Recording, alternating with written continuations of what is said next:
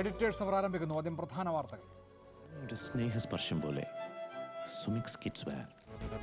തൃശൂരിലെ RSS പരിപാടിയിൽ പങ്കെടുത്ത CPIM Irinjalakuda MLA KU Arunan വിവാദത്തിൽ. CPIM വിശദീകരണം തേടി അവിചാരിതമായി എത്തിപ്പെട്ടതാണെന്ന് KU അരുണൻ. കശാപ്പ് നിയന്ത്രണ വിജ്ഞാപനത്തിനെതിരെ കോടതിയെ സമീപിക്കാൻ മന്ത്രിസഭാ തീരുമാനം. മാതൃനിയമത്തിന് വിരുദ്ധമായ ചട്ടങ്ങൾ ഭരണഘടനാ വിരുദ്ധമെന്ന് മുഖ്യമന്ത്രി. വിഷയം ചർച്ച ചെയ്യാൻ പ്രത്യേക നിയമസഭാ സമ്മേളനം വിളിക്കും. മുഖ്യമന്ത്രിമാരുടെ കൂട്ടായ്മയ്ക്കും പിണറായി വിജയന്റെ ശ്രമം. കന്നുകാലി കശാപ്പിൽ കേന്ദ്ര വിജ്ഞാപനത്തെ പിന്തുണച്ച് ഹൈക്കോടതി ഡിവിഷൻ ബെഞ്ച്. കശാപ്പോ മാംസാഹാരമോ നിരോധിക്കാത്ത സാഹചര്യത്തിൽ മൗലികാവകാശങ്ങളുടെ എന്ത് ലംഘനമുണ്ടായെന്ന് കോടതി. പശുവിനെ ദേശീയ മൃഗമായി പ്രഖ്യാപിക്കണമെന്ന് രാജസ്ഥാൻ ഹൈക്കോടതിയുടെ ശുപാർശ. സംസ്ഥാനത്ത് കൂടുതൽ മദ്യശാലകൾ തുറക്കുന്നു. തിരുവനന്തപുരം മുതൽ അരൂർ വരെയും കുറ്റിപ്പുറം മുതൽ കണ്ണൂർ വരെയുമുള്ള മദ്യശാലകൾ തുറക്കും. മാഹിക്കും ഇളവ് ലഭിക്കും. മദ്യശാലയ്ക്ക് NOC നൽകാനുള്ള അധികാരം തദ്ദേശ സ്ഥാപനങ്ങളിൽ നിന്ന് എടുത്തുകളയും. വിഴിഞ്ഞം കരാറിനെക്കുറിച്ചുള്ള ആക്ഷേപം അന്വേഷിക്കാൻ ജസ്റ്റിസ് CN രാമചന്ദ്രൻ നായർ അധ്യക്ഷനായ കമ്മീഷൻ. 3-അംഗ കമ്മീഷൻ 6 മാസത്തിനകം റിപ്പോർട്ട് സമർപ്പിക്കണം. സ്വാഗതം ചെയ്ത് പ്രതിപക്ഷം. RSS സംഘടിപ്പിച്ച പരിപാടിയിൽ പങ്കെടുത്ത CPIM MLA വിവാദത്തിൽ. Irinjalakuda MLA professor KU അരുണനാണ് RSS സംഘടിപ്പിച്ച പഠനോപകരണ വിതരണ പരിപാടിയിൽ പങ്കെടുത്തത്. MLAയെ CPIM തൃശൂർ ജില്ലാ കമ്മിറ്റി വിളിച്ചുവരുത്തി വിശദീകരണം തേടി. പങ്കെടുത്തതിൽ ജാഗ്രതക്കുറവ് ഉണ്ടായിട്ടില്ലെന്ന് അരുണൻ പിന്നീട് വിശദീകരിച്ചു. RSS സേവാ പ്രമുഖിന്റെ സ്മരണാർത്ഥം ഊരകം ശാഖയുടെ ആഭിമുഖ്യത്തിൽ നടത്തിയ വിദ്യാർത്ഥികൾക്കുള്ള പഠനോപകരണ വിതരണ പരിപാടിയാണ് AU അരുണൻ MLA ഉദ്ഘാടനം ചെയ്തത്. വെള്ളാങ്കല്ലൂർ ബ്ലോക്ക് പഞ്ചായത്ത് അംഗവും കോൺഗ്രസ് നേതാവുമായ തോമസ് തത്തമ്പിള്ളിയും പരിപാടിയിൽ പങ്കെടുത്തിരുന്നു. സംഭവം വിവാദമായതിനെ തുടർന്ന് CPIM ജില്ലാ നേതൃത്വം MLAയെ വിളിച്ചുവരുത്തി വിശദീകരണം തേടി. പരിപാടിയിൽ പങ്കെടുത്തതിൽ ജാഗ്രത കുറവുണ്ടായിട്ടില്ലെന്നും RSS പരിപാടിയാണെന്ന് അറിഞ്ഞില്ലെന്നും MLA പറഞ്ഞു. പാർട്ടി ബ്രാഞ്ച് സെക്രട്ടറി എന്ന നിലയിലാണ് ക്ഷണമുണ്ടായത്. ക്ഷേത്രത്തിന്റെ പരിപാടിയാണെന്നാണ് അറിയിച്ചിരുന്നത്. അവിടെ സ്ഥാപിച്ച ഫ്ലക്സ് ബോർഡ് ശ്രദ്ധയിൽപ്പെട്ടിരുന്നില്ലെന്നും പാർട്ടി നടപടി ഉണ്ടാകില്ലെന്നാണ് കരുതുന്നതെന്നും AU അരുണൻ പറഞ്ഞു. പങ്കെടുത്തത് അവിചാരിതമായി തെറ്റായിട്ട് ചെന്നുപെട്ടതാണ്. ഇപ്പോൾ എനിക്ക് അവിടെ ചെന്നുപെട്ടതിൽ ഈ രൂപത്തിലൊരു അവസ്ഥ ഉണ്ടായതിൽ സത്യത്തിൽ അതീവ ദുഃഖമുണ്ട്. സംഭവം വിവാദമായ സാഹചര്യത്തിൽ CPIM ജില്ലാ നേതൃത്വം MLAയോട് വിശദീകരണം തേടി. പ്രാദേശിക നേതൃത്വത്തോടും വിശദീകരണം തേടിയിട്ടുണ്ട്. പ്രാദേശികമായിട്ടുള്ള പാർട്ടിയുടെ വിശദീകരണവും ചോദിക്കാൻ വേണ്ടി തീരുമാനിച്ചിട്ടുണ്ട്. ആ വിഷയത്തിന്റെ അടിസ്ഥാനത്തിൽ ആവശ്യമായിട്ടുള്ള നടപടികൾ സ്വീകരിക്കും. നിലവിൽ CPIM ഇരിങ്ങാലക്കുട ഏരിയ കമ്മിറ്റി അംഗമാണ് AU അരുണൻ. സംസ്ഥാന നേതൃത്വത്തിന്റെ അനുമതിയോടെയാകും MLAക്കെതിരെ നടപടി ഉണ്ടാവുക. ഏരിയ കമ്മിറ്റി അംഗത്വത്തിൽ നിന്നും മാറ്റി നിർത്തുമെന്നാണ് സൂചന. അതേസമയം പരിപാടിയിൽ പങ്കെടുത്ത കോൺഗ്രസ് നേതാവിന് DCC കാരണം കാണിക്കൽ നോട്ടീസ് നൽകിയിട്ടുണ്ട്. സുർജിത് അയ്യപ്പത്ത്, റിപ്പോർട്ടർ, തൃശൂർ. കന്നുകാലി കശാപ്പ് വിഷയത്തിൽ RSSനെതിരെയുള്ള പോരാട്ടത്തിന്റെ കുന്തമുനയായി മുഖ്യമന്ത്രി പിണറായി വിജയൻ കുന്തമുനയാകാൻ ശ്രമിക്കുന്ന ഘട്ടത്തിലാണ് പാർട്ടി MLA ഇങ്ങനെ RSS പരിപാടിക്ക് പോയത് എന്നുള്ള വൈരുദ്ധ്യമാണ് ഇക്കാര്യത്തിലെ പ്രധാനം. ഇന്ന് ഈ കശാപ്പുമായി ബന്ധപ്പെട്ട എന്തൊക്കെ കാര്യങ്ങളാണ് നടന്നതെന്ന് നോക്കിയാൽ, കശാപ്പിന് കന്നുകാലികളെ വിൽക്കുന്നത് നിരോധിച്ച കേന്ദ്ര വിജ്ഞാപനത്തിനെതിരെ കോടതിയെ സമീപിക്കാൻ സംസ്ഥാന മന്ത്രിസഭാ യോഗം തീരുമാനിച്ചു. വിഷയം ചർച്ച ചെയ്യാൻ മന്ത്രിസഭാ യോഗം വിളിക്കാനും തീരുമാനമായി. കശാപ്പിന് കന്നുകാലികളെ വിൽക്കുന്നത് നിരോധിച്ച കേന്ദ്ര വിജ്ഞാപനമായിരുന്നു മന്ത്രിസഭാ യോഗത്തിന്റെ പ്രധാന അജണ്ട. വിജ്ഞാപനത്തിനെതിരെ നിയമ നടപടി സ്വീകരിക്കാൻ മന്ത്രിസഭായോഗം തീരുമാനിച്ചു. രാജ്യത്തിന്റെ പൊതു അഭിപ്രായം സ്വരൂപിക്കുന്നതിനായി മുഖ്യമന്ത്രിമാരുടെ യോഗം വിളിക്കേണ്ടതാണ് എന്നും പൊതുവിൽ മന്ത്രിസഭ തീരുമാനിച്ചിട്ടുണ്ട്. പ്രതിപക്ഷ നേതാവുമായൊക്കെ ആലോചിച്ചുകൊണ്ട് പ്രത്യേക നിയമസഭാ യോഗം വിളിക്കുന്ന കാര്യവും ആലോചിക്കണം എന്നും കണ്ടിട്ടുണ്ട്. ഹൈക്കോടതിയെയാണോ സുപ്രീം കോടതിയെയാണോ സമീപിക്കേണ്ടതെന്ന കാര്യത്തിൽ ഭരണഘടനാ വിദഗ്ധരുമായും നിയമവിദഗ്ധരുമായും ചർച്ച ചെയ്ത് തീരുമാനമെടുക്കും. കേന്ദ്ര വിജ്ഞാപനം ഭരണഘടനാ വിരുദ്ധവും നിയമവിരുദ്ധവും മൗലിക അവകാശങ്ങൾക്ക് മേലുള്ള കടന്നുകയറ്റവുമാണെന്ന് മുഖ്യമന്ത്രി കുറ്റപ്പെടുത്തി. പാർലമെന്റിന് നിയമനിർമ്മാണ അധികാരമില്ലാത്ത സംസ്ഥാന സർക്കാരുകൾക്ക് അധികാരമുള്ള വിഷയത്തിൽ ചട്ടങ്ങളുണ്ടാക്കി കേന്ദ്രം കടന്നുകയറ്റം നടത്തിയെന്നും മുഖ്യമന്ത്രി പറഞ്ഞു. കേരളത്തിലെ ഭക്ഷണരീതി അനുവദിക്കില്ല എന്ന് കേന്ദ്ര സർക്കാർ പറയുന്നത് അംഗീകരിക്കാനാവില്ലെന്നും മുഖ്യമന്ത്രി കൂട്ടിച്ചേർത്തു. നമ്മുടെ കേരളത്തിൽ ഈ ഗോമാതാവ് എന്ന് പറഞ്ഞ് നടക്കുന്നവർ ആരെങ്കിലും മാതാവിനെ അങ്ങനെ പുറമെ സംരക്ഷിക്കുന്നുണ്ടോ? അവരവരുടെ വീട്ടിൽ ഒരു പശുവിനെ പാല് വേണ്ട ആവശ്യത്തിന് പോറ്റുന്നുണ്ടാവും. അല്ലാത്ത ആരെങ്കിലും മാതാവിനെ കൊണ്ടുവന്ന് സംരക്ഷിക്കാൻ തയ്യാറാകുന്നുണ്ടോ? എൻ്റെ മാതാവായത് എന്ന് പറഞ്ഞ് സംരക്ഷിക്കാൻ തയ്യാറാകുന്നുണ്ടോ? റിപ്പോർട്ടർ, തിരുവനന്തപുരം. ഈ വിഷയത്തിൽ Shri PM Manoj, Deshabhimani resident editor, Shri MT Ramesh, BJP നേതാവ്, ശ്രീ NP ചേക്കുട്ടി, മുതിർന്ന മാധ്യമപ്രവർത്തകൻ, KU അരുണൻ MLA ടെലിഫോൺ ലൈനിൽ പ്രതീക്ഷിക്കുന്നു. അനിൽ അക്കര MLAയെയും ടെലിഫോൺ ലൈനിൽ പ്രതീക്ഷിക്കുന്നു. ആദ്യം ശ്രീ NP ചേക്കുട്ടി. MLAമാർ സാധാരണ നിലയിൽ അവരുടെ മണ്ഡലത്തിലെ വിവിധ പരിപാടികളിൽ പങ്കെടുക്കാറുണ്ട്. അത് പലതരത്തിലുള്ള ആരാധനാലയങ്ങളുടെ ചടങ്ങുകളാകാം, ക്ലബ്ബുകളുടെ വാർഷികങ്ങളാകാം, പിന്നെ വ്യക്തിപരമായി നടത്തുന്ന കല്യാണം, ഗൃഹപ്രവേശം തുടങ്ങിയ ചടങ്ങുകളാകാം. അതൊക്കെ സാധാരണമാണ്. പക്ഷേ ഇവിടെ RSS സംഘടനാപരമായി തന്നെ സംഘടിപ്പിച്ച ഒരു പരിപാടിയിലാണ് മുഖ്യാതിഥിയായി CPIM-ന്റെ MLA പങ്കെടുക്കുന്നത്. അത് ഈ MLA-മാർ സാധാരണഗതിയിൽ പങ്കെടുക്കുന്ന സ്വാഭാവികമായ പരിപാടികളുടെ ഗണത്തിൽ ഉൾപ്പെടുത്താൻ കഴിയുമോ?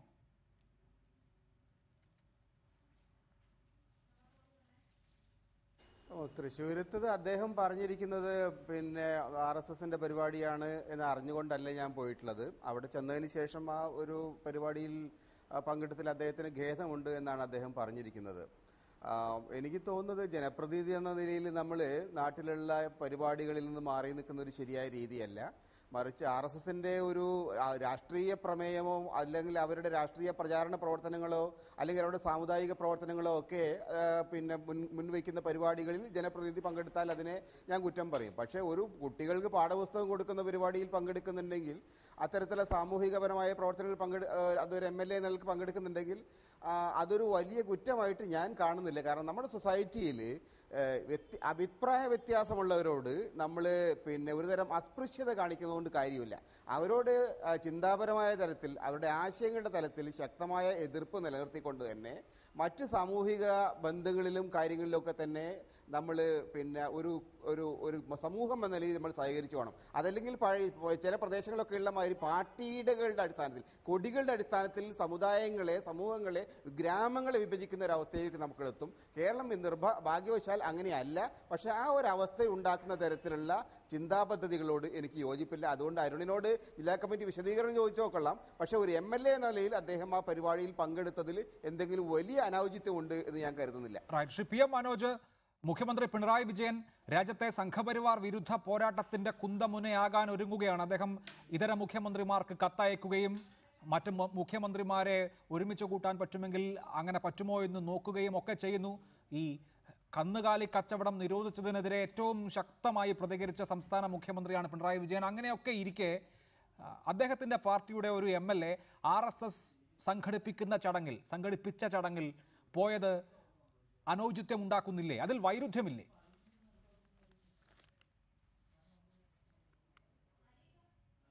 അനൗചിത്യമുണ്ടോ എന്ന് ചോദിച്ചാൽ ഉണ്ട്. കുടുക്കിയതാണ്. അമ്പല കമ്മിറ്റിയുടെ പരിപാടി എന്ന് പറഞ്ഞ് വിളിച്ചു കൊണ്ടുപോവുക. അവിടെ ചെന്നപ്പോൾ RSSന്റെ പരിപാടിയാവുക. പണ്ട് ഞങ്ങളൊക്കെ സ്കൂളിൽ പഠിക്കുമ്പോൾ കബഡി കളിക്കാൻ ശാഖയിൽ കൂട്ടിക്കൊണ്ടുപോയിരുന്നു. ആദ്യം മനോഹരമായി കബഡി കളിക്കും. അത് കഴിഞ്ഞ് പിന്നെ ഈ വിഷം വരുമ്പോഴാണ് നമുക്ക് മനസ്സിലാവുന്നത്. അപ്പോൾ ഞങ്ങളൊക്കെ വിട്ടുപോകും. അതുപോലെ MLA അവിടെ പുസ്തകം ദാനം ചെയ്യാൻ എന്ന് പറഞ്ഞ് കൂട്ടിക്കൊണ്ടുപോയി. അവിടെ എത്തിയപ്പോഴാണ് ഈ കൊടി കാണുന്നത്. അമ്പല കമ്മിറ്റിയുടേതാണ്. ആ കൊടിയും RSSന്റെ കൊടി ഒരുപോലെയാണ്. അല്ല, ഞാൻ അതിലേക്ക് വരാം. പക്ഷേ ശ്രീ PM മനോജ്, കുട്ടികളെയാണെങ്കിൽ അങ്ങനെ ശാഖയിൽ കൊണ്ടുപോകാം. ഇവിടെ പക്ഷേ MLA അദ്ദേഹം ഇപ്പോഴാണ് ആദ്യമായി MLA ആകുന്നതെങ്കിലും പുരോഗമന കലാസാഹിത്യ സംഘത്തിന്റെ ജനറൽ സെക്രട്ടറി ആയിരുന്നു അദ്ദേഹം, കോളേജ് പ്രിൻസിപ്പൾ ആയിരുന്നു അദ്ദേഹം, വിവിധ തുറകളിൽ PSC മെമ്പർ ആയിരുന്നു. അങ്ങനെ നല്ല ധാരണയുള്ള, നല്ല അനുഭവ പരിജ്ഞാനമുള്ള, പരിണിതപ്രജ്ഞനായ ഒരു വ്യക്തിയാണ്. കുട്ടികളെ കബഡി കളിപ്പിക്കാം എന്ന് പറഞ്ഞ് ശാഖയിൽ കൊണ്ടുപോകുന്നത് പോലെ അദ്ദേഹത്തെ പോലെ ഒരാളെ ശാഖയിൽ കൊണ്ടുപോകാൻ പറ്റുമോ?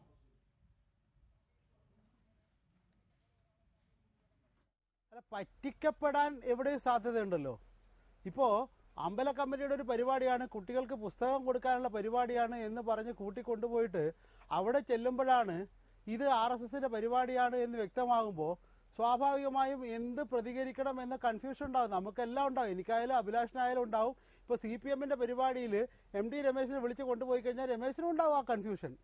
ആ കൺഫ്യൂഷൻ വന്നുപോയി. അത് അത്ര വലിയ ഗൗരവം, അത് സാധാരണഗതിയിൽ ഉണ്ടായോ ഇല്ലയോ എന്ന് പരിശോധിച്ച് അവിടെ ഒതുങ്ങേണ്ട കാര്യമാണ്. അല്ലാതെ അത് ഇന്ത്യയിലാകെ നടക്കുന്ന ഒരു സമരത്തിൻ്റെ അല്ലെങ്കിൽ ഇന്ത്യയിലാകെ നിലനിൽക്കുന്ന ഒരു ഗൗരവമായ രാഷ്ട്രീയ വിഷയത്തിൻ്റെ മെറിറ്റ് തീരുമാനിക്കുന്ന ഒന്നായി ഈ വിഷയത്തെ മാറ്റുന്നത് അതിലൊരു അനൗചിത്യമുണ്ട്, അർത്ഥശൂന്യതയുണ്ട് എന്നാണ് എനിക്ക് പറയാനുള്ളത്.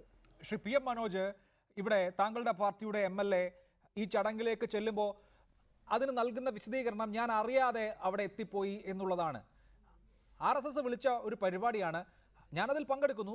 അത് ഒരു പുസ്തക വിതരണ ചടങ്ങും പഠനോപകരണ വിതരണ ചടങ്ങുമായിരുന്നു. എൻ്റെ മണ്ഡലത്തിലാണ് അത് നടക്കുന്നത് എന്നതുകൊണ്ട് അങ്ങനെ ആ പഠനോപകരണം വിതരണം ചെയ്യുന്നതിൽ രാഷ്ട്രീയമായി ശരികേടില്ലാത്തത് കൊണ്ട് ഞാനതിൽ പങ്കെടുത്തു എന്ന് പറഞ്ഞാൽ അതൊരു ധീരതയായിരുന്നു. പക്ഷേ അങ്ങനെ ഒരു ധീരത എന്തുകൊണ്ടാണ് ഇവിടെ ഉണ്ടാകാത്തത്? ഒരു കാപട്യമുണ്ടല്ലോ. ഞാൻ അറിഞ്ഞിരുന്നില്ല എന്നുള്ളത്. എങ്ങനെയാണ് അറിയാതിരിക്കുക? കേശവ് ബൽറാം ഹെഡ്ഗേവാറിന്റെ പടം കണ്ടാൽ അറിയാത്ത ആളാണോ മാർക്സിസ്റ്റ് പാർട്ടിയുടെ MLA? ഗുരുജി ഗോൾവാൾക്കറുടെ പടം കണ്ടാൽ അറിയാത്ത ആളാണോ മാർക്സിസ്റ്റ് പാർട്ടിയുടെ MLA? RSS എന്ന് മലയാളത്തിൽ എഴുതി വെച്ചിരിക്കുന്നത് കണ്ടാൽ അത് വായിക്കാൻ അറിയാത്ത ആളാണോ മാർക്സിസ്റ്റ് പാർട്ടിയുടെ MLA?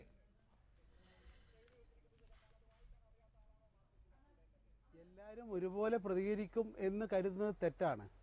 ചിലപ്പോൾ അവിടെ എത്തിയപ്പോൾ ഉണ്ടായ ജാള്യം അല്ലെങ്കിൽ അവിടെ എത്തിയപ്പോൾ കബളിപ്പിക്കപ്പെട്ടു എന്ന തോന്നൽ, ആ തോന്നലിനോട് എങ്ങനെ പ്രതികരിക്കണം എന്ന കൺഫ്യൂഷൻ മാനുഷികമാണ്. അപ്പോൾ ഒരുപാട് ജനങ്ങളുള്ള കുറേ കുട്ടികൾ പുസ്തകം വാങ്ങാനുള്ള ഒരു കൂട്ടത്തിലെത്തി ആ പുസ്തകം വിതരണം ചെയ്യാനുള്ള ചുമതല ഏറ്റെടുക്കുന്ന ഒരു MLA സ്വാഭാവികമായും അത് RSS ആയാലും മറ്റാരായാലും അത് കൊടുത്തിട്ട് പോയാൽ പോരെ എന്ന തോന്നലുണ്ടാവുന്നത് വലിയൊരു അപരാധമായി ഞാൻ കാണുന്നില്ല. എന്നാൽ അതിന് രാഷ്ട്രീയ ജാഗ്രത കുറവുണ്ടായോ, അത് രാഷ്ട്രീയമായി ശരിയാണോ എന്ന് പരിശോധിക്കേണ്ടത് അദ്ദേഹം ഉൾപ്പെടുന്ന അല്ലെങ്കിൽ അദ്ദേഹത്തെ തെരഞ്ഞെടുത്തയച്ച അദ്ദേഹത്തിൻ്റെ രാഷ്ട്രീയ പ്രസ്ഥാനമാണ്. അതുകൊണ്ടാണ് ഞാൻ പറഞ്ഞത് CPIM-ന്റെ തൃശ്ശൂർ ജില്ലാ സെക്രട്ടേറിയറ്റ് യോഗം നാളെ ചേരുന്നുണ്ട്. അദ്ദേഹം അതുമായി ബന്ധപ്പെട്ട കാര്യങ്ങൾ അവർ രാഷ്ട്രീയമായി അവിടുത്തെ ജില്ലാ സെക്രട്ടേറിയറ്റ് വിശദീകരിക്കും അല്ലെങ്കിൽ പരിശോധിക്കും. അത് കഴിഞ്ഞ് CPIM-ന്റെ സംസ്ഥാന കമ്മിറ്റിയും സംസ്ഥാന സെക്രട്ടേറിയറ്റും അതുപോലെ കേന്ദ്ര കമ്മിറ്റിയും ഒക്കെ ഉണ്ടല്ലോ. അതുകൊണ്ട് തന്നെ ഇതിൽ അവസാനത്തെ ഒരു അഭിപ്രായം പറയാൻ ഞാൻ ആളല്ല. എന്നാൽ അദ്ദേഹം കബളിപ്പിക്കപ്പെട്ടതാണ് എന്നത് പ്രാഥമികമായി അദ്ദേഹം പറഞ്ഞ കാര്യങ്ങളിൽ നിന്നും കണ്ട കാര്യങ്ങളിൽ നിന്നും വിശ്വസിപ്പിക്കാനാണ് തോന്നുന്നത്. അതിലപ്പുറമുള്ള കാര്യങ്ങൾ ഞാനിപ്പോൾ പറയുന്നത് ശരി ഔചിത്യമല്ല. പറയാനുള്ള കാര്യങ്ങൾ ഉണ്ടാവാം. അനിൽ അക്കര, താങ്കളും ഒരു MLA ആണ്. നിയമസഭാ സാമാജികർ അവരുടെ മണ്ഡലങ്ങളിലെ വിവിധ കൂട്ടായ്മകൾ സംഘടിപ്പിക്കുന്ന പരിപാടികളിൽ പങ്കെടുക്കുകയും അതിൽ ഭാഗഭാക്കാകുകയും ഒക്കെ ചെയ്യാറുണ്ട്. അപ്പോൾ അത് പങ്കെടുക്കുന്ന ആളുകളുടെയും സംഘടിപ്പിക്കുന്ന ആളുകളുടെയും രാഷ്ട്രീയം പൂർണ്ണമായി മനസ്സിലാക്കിക്കൊണ്ടാകണമെന്നില്ല. അത് അപ്രായോഗികമാണ് താനും. നമ്മുടെ നാട്ടിൽ എന്ന് പറഞ്ഞാൽ എല്ലായിടത്തും MLA വരണമെന്നുള്ള ഒരു അവസ്ഥയുമുണ്ട്. അതുകൊണ്ട് താങ്കളുടെ സഹപ്രവർത്തകനായ, ഞാൻ പറയുന്നത് താങ്കളുടെ ജില്ലയിൽ നിന്ന് തന്നെയുള്ള ഇതര പാർട്ടിയുടെ MLA ആയ കെ അരുണന് പറ്റിയത് ഒരു മഹാപരാധമാണെന്ന് കോൺഗ്രസ്സുകാർ പറയുന്നതിൽ വല്ല അർത്ഥവുമുണ്ടോ? ബഹുമാനായ അരുൺ മാഷ് സാധാരണ ഒരു പാർട്ടി പ്രവർത്തനോ ഒരു MLA അല്ല. അദ്ദേഹം കേരള സംസ്ഥാനത്തെ PSC മെമ്പർ ആയിരുന്ന ആളാണ് ശ്രീ അരുൺ മാഷ്. അദ്ദേഹത്തിന്റെ ഭാര്യ തൃശൂർ ജില്ലാ പഞ്ചായത്തിലെ വിദ്യാഭ്യാസ ആരോഗ്യ സ്റ്റാൻഡിംഗ് കമ്മിറ്റിയുടെ ചെയർപേഴ്സണാണ്. അതുകൊണ്ട് അരുൺ മാഷിക്ക് അമളി പറ്റുന്ന ഒരാളാണെന്ന് ഞാൻ വിശ്വസിക്കുന്നില്ല. സ്വാഭാവികമായും ഇവിടെ നേരത്തെ സൂചിപ്പിച്ച പോലെ ജാഗ്രത കുറവാണോ എന്താണോ എന്നുള്ളത് വളരെ ക്ലിയറായി മറുപടി പറയേണ്ട ആൾ അരുൺ മാഷ് തന്നെയാണ്. എനിക്ക് ഈ വിഷയത്തിൽ സൂചിപ്പിക്കാനുള്ളത് CPM-ന്റെ ജില്ലാ കമ്മിറ്റിയുടെയോ അല്ലെങ്കിൽ സംസ്ഥാന കമ്മിറ്റിയുടെ അറിവോ ഇതൊന്നും അല്ല അതിനകത്തൊരു പ്രധാനപ്പെട്ട പ്രശ്നം. അദ്ദേഹം ഒരു പാർലമെന്ററി പാർട്ടിയുടെ മെമ്പറാണ്. മാർക്സിസ്റ്റ് പാർട്ടിയുടെ അല്ലെങ്കിൽ CPIM-ന്റെ പാർലമെന്ററി പാർട്ടിയുടെ മെമ്പർ എന്ന രീതിയിൽ നമ്മുടെ നാട്ടിൽ നിരവധി വിഷയങ്ങൾ നടന്നുകൊണ്ടിരിക്കുകയാണ്. ആ വിഷയത്തിനകത്ത് ഏറ്റവും പ്രധാനപ്പെട്ട വിഷയം എന്താ? സംഘപരിവാർ ശക്തികളുമായി യാതൊരു തരത്തിലുള്ള യോജിപ്പുമില്ല എന്ന് തീരുമാനമെടുത്തൊരു പാർട്ടിയാണ്.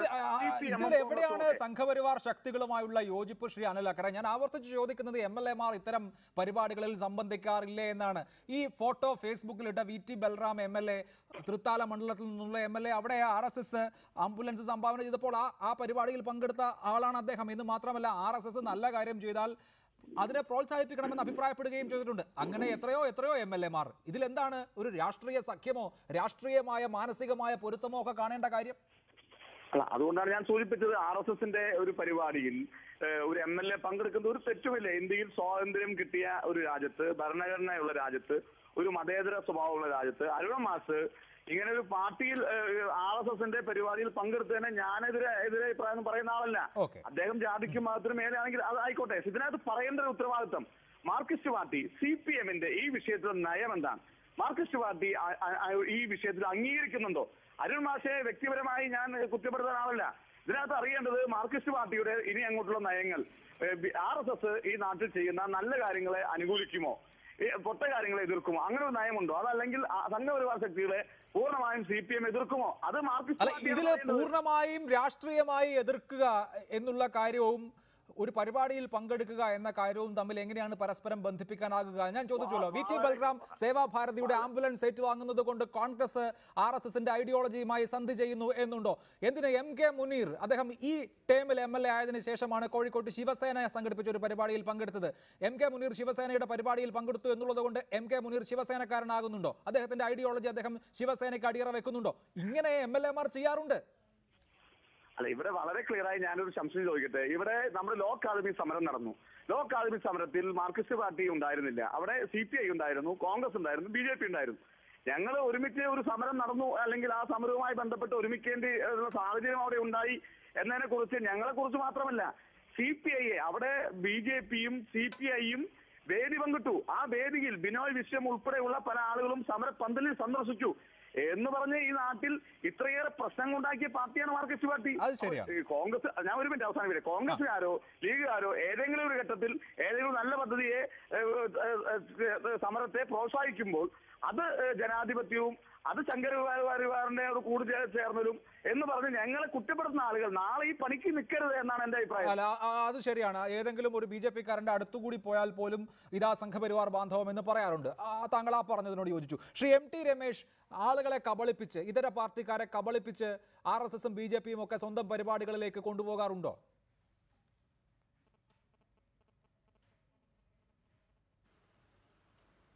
കബളിപ്പിച്ച് കൊണ്ടുപോകാൻ എന്താ ഇത്? മുലകൂടി മാറാത്ത കുട്ടികളാണ് ഇത്. ഒന്ന്, ഈ ചർച്ചയ്ക്ക് പ്രസക്തിയില്ല. നിങ്ങൾ ഇന്ന് രാത്രി ചർച്ച ചെയ്യേണ്ട വേറെ പല വിഷയങ്ങളും ഉണ്ടായിരുന്നു അഭിലാഷേ. ഹൈക്കോടതിയിൽ വന്ന പരാമർശവും വിദ്യൊക്കെ ചർച്ച ചെയ്യേണ്ടത് പകരം നിങ്ങൾ ഈ വിഷയം ചർച്ച ചെയ്ത് എനിക്ക് അത്ഭുതം തോന്നുന്നു. ഇതിൽ ഒരു കബളിപ്പിക്കലുള്ള അഭിലാഷേ.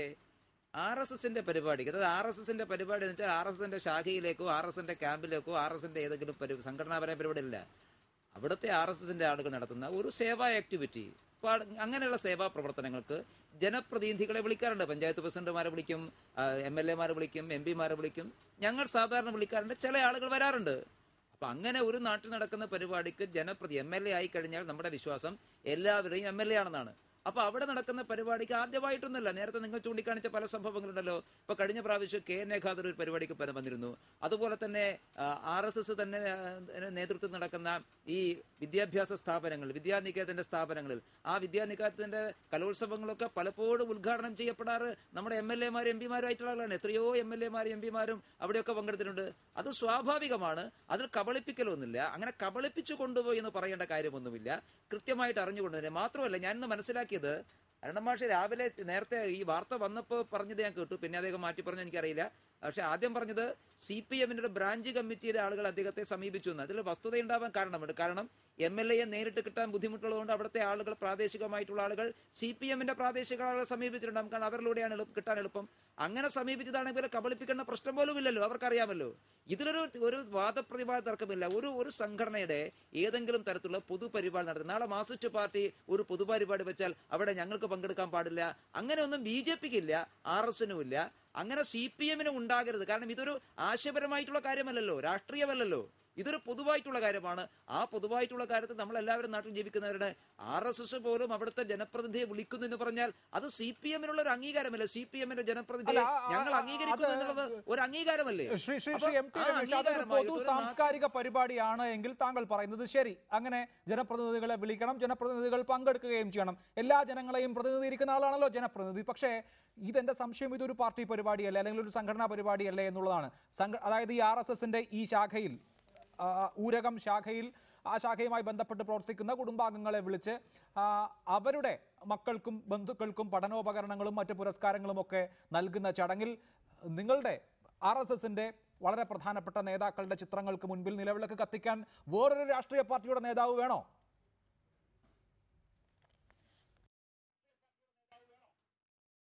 രാഷ്ട്രീയ പാർട്ടിയുടെ നേതാവായിട്ടല്ലല്ലോ അഭിലാഷെ വിളിക്കുന്നത്. അദ്ദേഹത്തെ അവിടുത്തെ ജനപ്രതിനിധിയായിട്ടല്ലേ, MLA അല്ലേ വിളിക്കുന്നത്. MLA എന്ന് പറഞ്ഞാൽ രാഷ്ട്രീയ പാർട്ടിയുടെ നേതാവ് മാത്രമാണോ? MLA ആയി കഴിഞ്ഞാൽ ആ നാട്ടിലെ എല്ലാ പരിപാടികൾക്കും MLA വിളിക്കും, എല്ലാവരും വിളിക്കുമല്ലോ. അത് സ്വാഭാവികമായിട്ട് നമ്മുടെ ഒരു കൺസെപ്റ്റ് എന്താന്ന് പറഞ്ഞാൽ MLA ആയി കഴിഞ്ഞാൽ എല്ലാ പരിപാടികൾക്കും എല്ലാവർക്കും വിളിക്കാൻ പറ്റുന്ന ഒരാളാണ്. അതിപ്പോൾ പഞ്ചായത്ത് പ്രസിഡന്റുമാരെ നമ്മൾ വിളിക്കാറില്ലേ, എല്ലാവരും എല്ലാ സ്ഥലത്തും വിളിക്കുമല്ലോ. അത് നമ്മുടെ നാട്ടിൽ ജനാധിപത്യപരമായ ആരോഗ്യകരമായ ഒരു ജനാധിപത്യത്തിന്റെ ഭാഗമാണ്. അതിൽ എന്തിനെങ്ങനെ CPM വേവലാതിപ്പെടുന്നത് എനിക്ക് മനസ്സിലാവുന്നില്ല. എന്തിനാണ് CPM ഇങ്ങനെ കബളിപ്പിച്ചു കൊണ്ടുപോയി എന്നൊക്കെ പറയുന്നത്? ഇതൊരു മര്യാദയാണ്.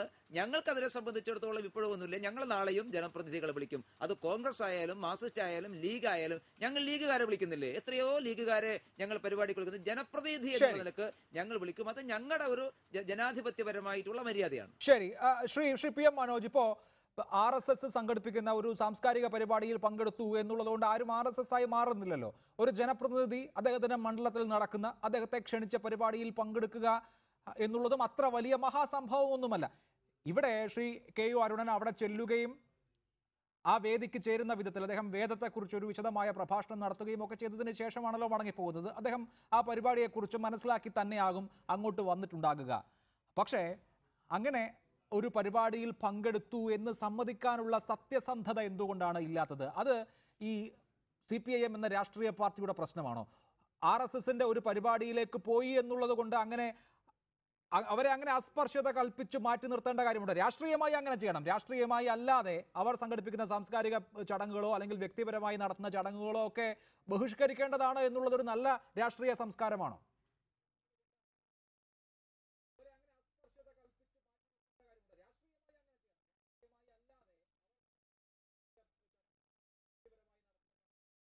മനോജ്, പരിപാടിയിൽ പങ്കെടുത്തിട്ടില്ല എന്നൊന്നും ശ്രീ അരുണൻ പറഞ്ഞിട്ടില്ല. അദ്ദേഹം പങ്കെടുത്തു എന്ന് തന്നെയാണ് പറഞ്ഞത്. അതുകൊണ്ട് തന്നെ ഒഴിഞ്ഞു മാറുന്നു എന്ന് പറയുന്നത് ശരിയല്ല. മറിച്ച് RSS മറ്റ് സംഘടനകളെ പോലെ പ്രവർത്തിക്കുന്ന സംഘടനയല്ല. അവർ സാംസ്കാരിക സംഘടന എന്ന് പറയുകയും എന്നാൽ മറ്റു പല പണിയെടുക്കുകയും ചെയ്യുന്ന സംഘടനയാണ്. അതുകൊണ്ട് RSS അവർക്ക് പൊതുസമ്മതി നേടാൻ ഇതുപോലെ ജനപ്രതിനിധികളെയും മറ്റ് രാഷ്ട്രീയ പാർട്ടി നേതാക്കളെയും പ്രതിനിധികളെയും ഒക്കെ വിളിച്ചു കൊണ്ടുവന്ന് അവരെ കൊണ്ട് പരിപാടി നടത്തിച്ച് അവരെ കൊണ്ട് ഉദ്ഘാടനം നടത്തിച്ച് ഞങ്ങളിതാ എല്ലാവരുടെയും പ്രസ്ഥാനമാണ്. യഥാർത്ഥത്തിൽ RSS നേരിടുന്നത് അവർ വിഭാഗീയതയുള്ളവരാണ്, വർഗീയതയുള്ളവരാണ്, വർഗീയ സംഘർഷം സൃഷ്ടിക്കാൻ ശ്രമിക്കുന്നവരാണ് എന്ന ആരോപണമാണ്. അത് ശരിയുമാണ്.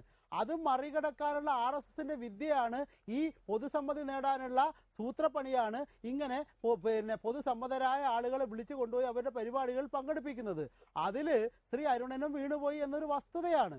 ആ വസ്തുത കാണാതെ MLA ആവുമ്പോൾ എല്ലാ പരിപാടികളിലും പങ്കെടുക്കണം എന്ന് പറയുന്നതൊക്കെ ശരിയാണ്. പക്ഷെ ഇവിടെ RSS എന്ന സാംസ്കാരിക സംഘടന എന്ന് പുറമേക്ക് പറയുകയും എന്നാൽ രാഷ്ട്രത്തിന്റെ മതനിരപേക്ഷ സ്വഭാവത്തെയും ഭരണഘടനയെ തന്നെയും തകർക്കുന്ന പ്രവർത്തനം നടത്തുകയും ചെയ്യുന്ന സംഘടനയുടെ പ്രചാരണ ദൗത്യത്തിലേക്ക് അദ്ദേഹത്തെ ആനയിച്ചു എന്ന ക്രിമിനൽ കുറ്റം RSS നടത്തി എന്നതാണ് നമ്മൾ ചർച്ച ചെയ്യേണ്ടത്. അതാണ്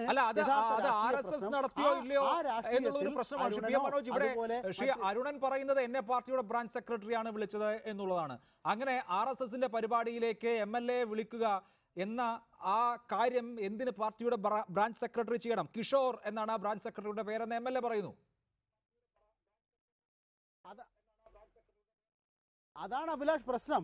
അതായത് ഇപ്പൊ ഗാന്ധിജിയെ കൊന്നത് ആരാണ് എന്ന് ചോദിച്ചു കഴിഞ്ഞാൽ RSS എന്നാണെന്ന് ആരും പറയില്ല. RSS എന്നാണെന്ന് ആരെങ്കിലും പറഞ്ഞാൽ അവർ കോടതി വിധി ഉദ്ധരിച്ചുകൊണ്ട് കേസ് കൊടുക്കും. പക്ഷേ ഗാന്ധി വധത്തിന് ശേഷം നിരോധിക്കപ്പെട്ട സംഘടന RSS ആണ്. ഗാന്ധി വധത്തിന് ശേഷം കുറ്റപ്പെടുത്തപ്പെട്ട സംഘടന. അതായത് ഇപ്പോ ഈ വല്ലഭായ് പട്ടേലിന്റെ പ്രതിമേല നിർമ്മിക്കാൻ ഈ RSS പോകുന്നുണ്ട്. ആ പട്ടേൽ തന്നെയാണ് RSSനെ നിരോധിച്ചത്. RSS മധുര പലഹാര വിതരണം ചെയ്തതിനെ കുറിച്ച് കൃത്യമായി പറഞ്ഞതും പട്ടേലാണ്. എന്നാൽ RSS ആണോ എന്ന് ചോദിച്ചാൽ അല്ല എന്ന് അവർ പറയും. അങ്ങനെ ഒരു മുഖംമൂടി RSSന് എല്ലാ കാലത്തും ഉണ്ട്.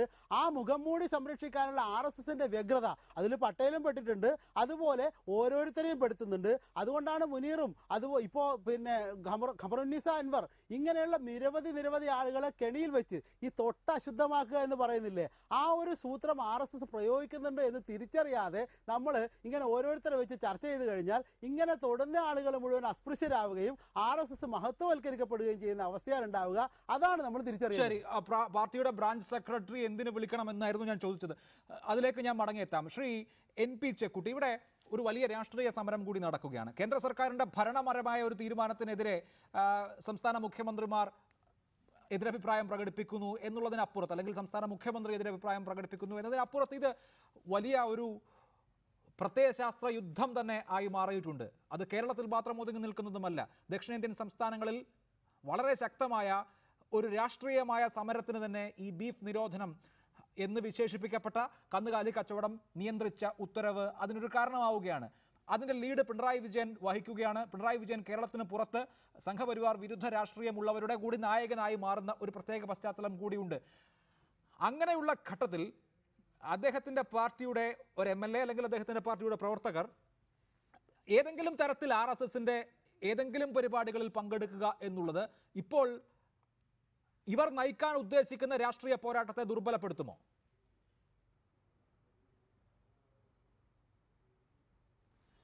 നമ്മൾ കേരളത്തിലും ഇന്ത്യയിലും നടക്കുന്ന വളരെ ഗൗരവമുള്ള രാഷ്ട്രീയ പ്രശ്നങ്ങളുമായിട്ട് പ്രാദേശിക തലത്തിലുണ്ടായിരിക്കുന്ന ചെറിയ ഈ ഇത്തരം വിഷയങ്ങളെ കൂട്ടിക്കെട്ടുന്നത് തന്നെ ശരിയല്ല. RSSന്റെ ഐഡിയോളജിക്കെതിരായിട്ട് RSS ഇന്ത്യയിൽ കൊണ്ടുവരാൻ ശ്രമിക്കുന്ന പുതിയ സാമൂഹിക സാമ്പത്തിക സമീപനങ്ങൾക്കെതിരായിട്ട് രാജ്യത്തെ മഹാഭൂരിപക്ഷ ആളുകളും ഒന്നിച്ചു നിൽക്കുന്ന ഒരു സമയമാണിത്. ഈ ഒന്നിച്ചു നിൽക്കുന്ന ആളുകൾക്കിടയിൽ കടുത്ത ഭിന്നതകളുണ്ട്.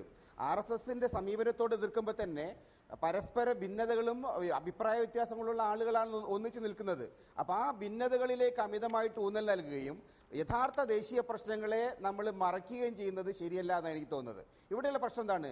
RSSന്റെ അജണ്ട കേന്ദ്ര സർക്കാർ ഇന്ത്യയിൽ അടിച്ചേൽപ്പിക്കാൻ ശ്രമിക്കുകയാണ്. അത് വളരെ ഗൗരവമുള്ള പ്രശ്നമാണ്. പക്ഷേ ഈ അജണ്ട അടിച്ചേൽപ്പിക്കുന്നതിലൂടെ അതിൻ്റെ ഇരകളാവുന്ന ജനവിഭാഗങ്ങൾ ഒന്നിച്ചു നിൽക്കും. അതിനാരൊക്കെയാണ്? ഇന്ത്യയിലെ കർഷകരെ സംബന്ധിച്ചുള്ള ഏറ്റവും വലിയ പ്രശ്നമാണ്. ഒരു പശുവിനെ വാങ്ങണമെങ്കിൽ അല്ലെങ്കിൽ ഒരു കാളയെ വാങ്ങണമെങ്കിൽ കാശ് വേണം. അപ്പോൾ പഴയ പ്രായം ചെന്ന ഉരുക്കളെ വിറ്റാൽ മാത്രമേ അവൻ ഈ കാശ് ഉണ്ടാക്കാൻ കഴിയൂ.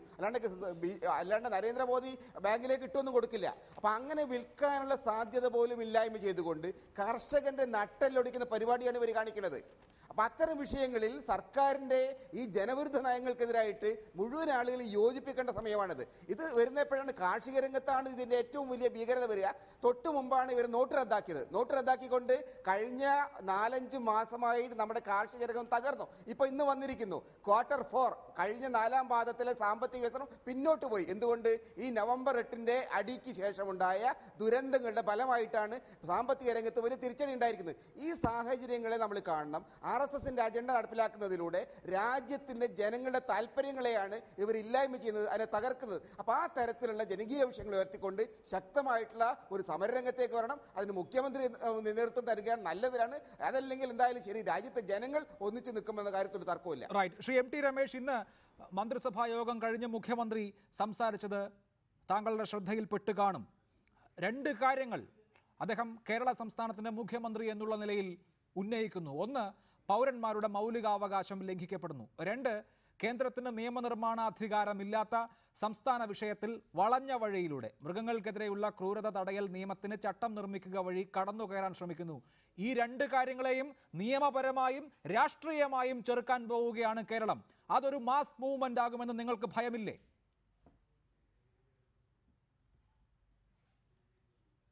ഞങ്ങളെന്തിനു ഭയപ്പെടണം?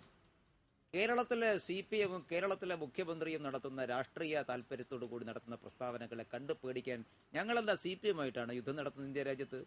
CPM എന്നുള്ളത് ഇന്ത്യയിൽ നരേന്ദ്രമോദി ഗവൺമെന്റിനെ സംബന്ധിച്ചിടത്തോളം ഒരു പ്രധാനപ്പെട്ട എതിരാളി പോലുമല്ല. ആ എതിരാളി അല്ലാത്ത ആളുകൾ നടത്തിക്കൊണ്ടിരിക്കുന്ന യുദ്ധങ്ങളെ ഞങ്ങൾ എന്തിനു ഭയപ്പെടണം? ഇവിടെ മുഖ്യമന്ത്രി പറഞ്ഞ 2 കാര്യങ്ങൾ. ഒന്ന്, പൗരന്റെ മൗലികാവകാശങ്ങൾ തകർക്കുന്നു.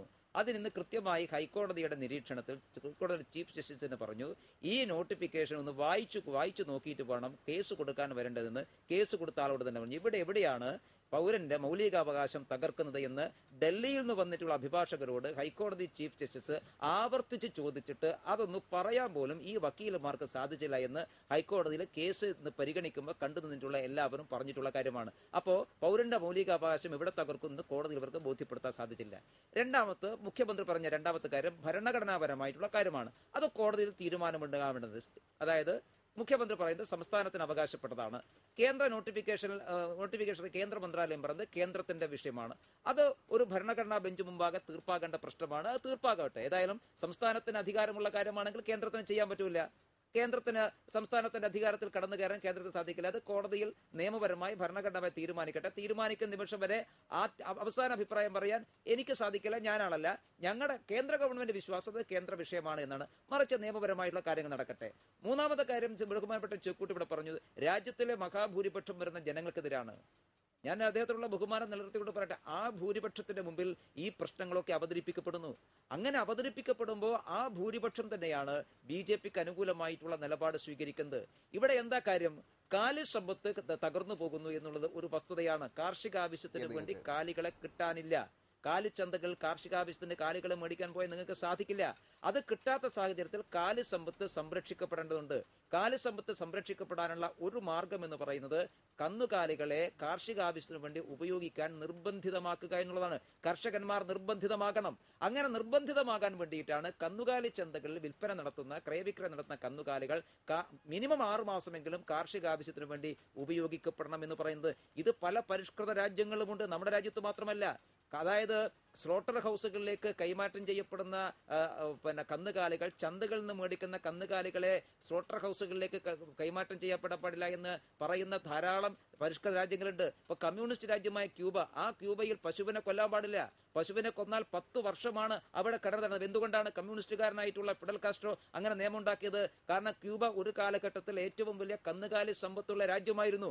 ആ കന്നുകാലി സമ്പത്ത് തകർത്തോടുകൂടി ക്യൂബയുടെ സാമ്പത്തിക രംഗത്ത് തകർച്ചയുണ്ടാകുന്നു എന്ന് ബോധ്യമായപ്പോഴാണ് കമ്മ്യൂണിസ്റ്റ് രാജ്യം അത് നിയമം മൂലം നിരോധിച്ചതും ഇന്ത്യയിൽ എവിടെയും ഇല്ലാത്ത ഏറ്റവും വലിയ ശിക്ഷ 10 വർഷം കഠിന തടവ് ക്യൂബയിൽ ഏർപ്പെടുത്തി ചെയ്തത്. അത് ആ രാജ്യത്തിന്റെ കാർഷിക വ്യവസ്ഥയും സമ്പദ് വ്യവസ്ഥയുമായി ബന്ധപ്പെട്ട പ്രശ്നമാണ്. ഇത്തരം ഒരു വിഷയം തന്നെയാണ് കേന്ദ്ര ഗവൺമെന്റ് മുമ്പാകെ വെച്ചിട്ടുള്ളത്. കന്നുകാലി സമ്പത്ത് സംരക്ഷിക്കപ്പെടുക എന്നുള്ളതാണ് ഇതിന്റെ ആത്യന്തികമായ കാര്യം. ശരി, നമുക്ക് പരിശോധിക്കാം. പി എം മനോജ്, ഇന്നിപ്പോ സംസ്ഥാനം ഞാൻ നേരത്തെ സൂചിപ്പിച്ച 2 വിഷയങ്ങളിൽ ഊന്നിക്കൊണ്ട് നിയമ പോരാട്ടത്തിന് തയ്യാറെടുക്കുകയാണ്, അല്ലെങ്കിൽ നിയമ പോരാട്ടം തീരുമാനിച്ചു കഴിഞ്ഞു. ഒപ്പം എങ്ങനെയൊക്കെ ഇതിനെ പ്രതിരോധിക്കാം എന്ന് ആലോചിക്കുകയും ചെയ്യുന്നു. പക്ഷേ ഇന്നിപ്പോ കേരള ഹൈക്കോടതിയുടെ മുൻപിൽ ഈ വിഷയം എത്തിയപ്പോൾ കോടതി ചോദിച്ച ചില ചോദ്യങ്ങളുണ്ട്. ഇതിലെവിടെ മൗലികാവകാശം ലംഘിക്കപ്പെടുന്നു എന്ന ചോദ്യം, എവിടെ കൗ സ്ലോട്ടർ നിരോധിച്ചിട്ടുണ്ട് എന്ന ചോദ്യം, അത്തരത്തിലുള്ള ഒട്ടേറെ ചോദ്യങ്ങൾ ഇതിൽ ബാക്കി നിൽക്കുകയാണ്. ഏറ്റവും ഒടുവിലായി വരുന്ന വാർത്ത ഈ നോട്ടിഫിക്കേഷൻ സംബന്ധിച്ച് ഭേദഗതി ഉണ്ടായേക്കും, ഇക്കാര്യത്തിൽ കേന്ദ്രമന്ത്രിസഭയ്ക്ക് അതൃപ്തിയുണ്ട് എന്നുള്ള തരത്തിലുള്ള വാർത്തകളും വരുന്നുണ്ട്. അത് ശരിവെക്കപ്പെടേണ്ടതാണ്. ഇവിടെ ഇങ്ങനെ ഒരു വിഷയം ഉന്നയിച്ച് കേരളം പോലെ ഒരു സംസ്ഥാനത്തിന് എന്താണ് ചെയ്യാൻ കഴിയുക?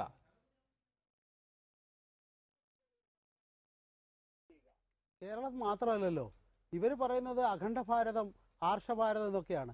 ഈ അഖണ്ഡ ഭാരതം എന്ന് പറയുന്നത് കേരളവും തമിഴ്നാടും കർണാടകവും ആന്ധ്രാപ്രദേശും പശ്ചിമ ബംഗാളും ത്രിപുരയും മേഘാലയയും നാഗാലാൻഡും ഒക്കെ ഉൾപ്പെടുന്ന രാജ്യമാണ്.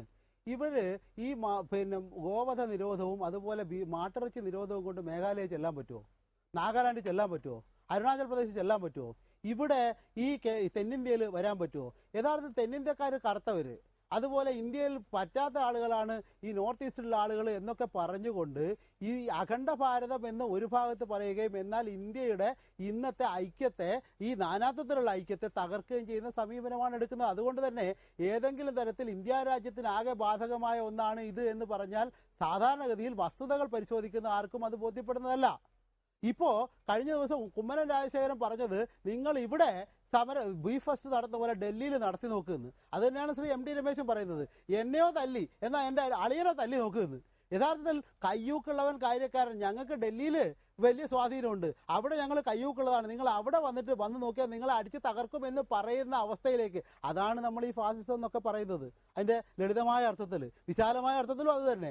അപ്പോൾ അത് നടപ്പാക്കാൻ ശ്രമിക്കുകയാണ് ഇവർ. അതിനെതിരായിട്ടുള്ള പ്രതിരോധമാണ് വരുന്നത്. അതുകൊണ്ട് തന്നെയാണ് കേരളത്തിലെ മുഖ്യമന്ത്രി ശക്തമായ ഒരു നിലപാടെടുക്കുന്നു. ആ നിലപാട് രാജ്യത്തിൻ്റെ ഭരണഘടന അത് വിഭാവനം ചെയ്യുന്ന, അല്ലെങ്കിൽ അത് പ്രദാനം ചെയ്യുന്ന മൗലികാവകാശം അത് ലംഘിക്കപ്പെടുന്ന അവസ്ഥ, ഭക്ഷണ സ്വാതന്ത്ര്യം, അത് തകർക്കാൻ ഒരാളെയും അനുവദിക്കാൻ പാടില്ല, അനുവദിക്കില്ല. നാഗ്പൂരിൽ നല്ല കേരളത്തിലെ സാധാരണക്കാരൻ കഴിക്കേണ്ടത് എന്താണ് എന്ന് തീരുമാനിക്കേണ്ടത് എന്ന ധീരമായ സമീപനം എടുത്തപ്പോൾ ആ സമീപനത്തിന് അനുകൂലമായി ആന്ധ്രാപ്രദേശിൽ നിന്നും കർണാടകത്തിൽ നിന്നും തമിഴ്നാട്ടിൽ നിന്നും ഒക്കെ ആളുകൾ വരുന്നത്. അതുകൊണ്ടാണ് ഈ സമീപനത്തെ അംഗീകരിക്കാൻ ഇന്ത്യ രാജ്യത്തിന്റെ വിവിധ ഭാഗങ്ങളിൽ നിന്ന് ജനങ്ങൾ വരുന്നത്. അതാണ് മൂവ്മെന്റ്. അതുകൊണ്ട് കേരളത്തിലും ത്രിപുരയിലും മാത്രമല്ല കമ്മ്യൂണിസ്റ്റ് പാർട്ടിയുള്ളൂ, ഭരണമുള്ളൂ. അതുകൊണ്ട് നിങ്ങൾ എന്ത് ചെയ്താലും ഞങ്ങൾക്ക് എന്താ, നിങ്ങൾ ഞങ്ങളെ ശത്രുവല്ല എന്ന് പറയുന്ന ധാർഷ്ട്യം, ആ ധാർഷ്ട്യത്തിനെതിരായിട്ടുള്ള മൂവ്മെന്റ് രാജ്യത്താകെ വളർന്നു വരുന്നുണ്ട്.